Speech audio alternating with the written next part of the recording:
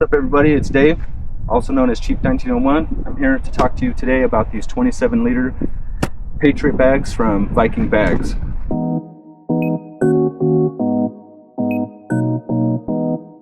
I've had these on my bike for about 3 or 4 months now, and I absolutely love them. They are the perfect size to fit all of your essentials, even if you're riding 2 up. So let's take a look inside.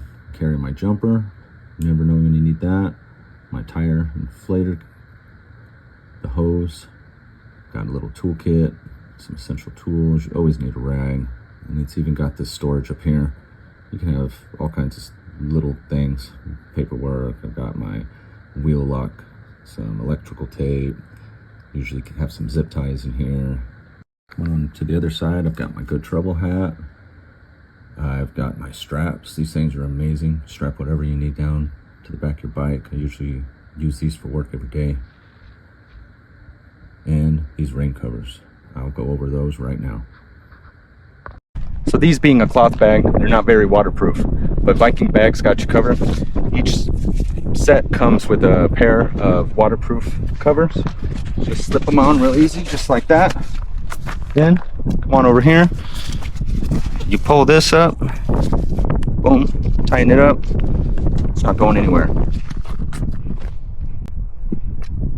So what's great about these bags is that you can also just throw them over your rear fender if you wanted, but VikingBags also makes a hard mount kit. Unfortunately for this bike, I had to retrofit a kit, but it was very easy to do. Let me show you how. So first off, head on over to VikingBags.com. When you're on the home screen, go ahead and just click the search, type in hard mount Patriot. Pops right up what you need. You see this shows for a Harley, but all you really need to do is change the hardware. It's only $31.99 for this kit. You can't beat that. Go ahead and click add to cart. You might need to run to your local hardware store and get the right bolts you need.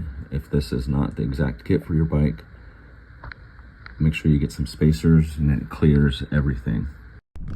Let's go ahead and remove these 2 Velcro straps that keep it secure to the bottom of the mount. Now you can see the whole thing exposed. You see this little flap here that's connected to the bag is secured down with this crossbar. That's holding the piece that would actually get thrown over your rear fender.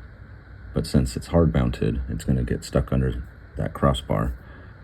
There's these 2 mounting points for your rear fender. I use the bottom for the front one and the top for the rear to kind of make it more level.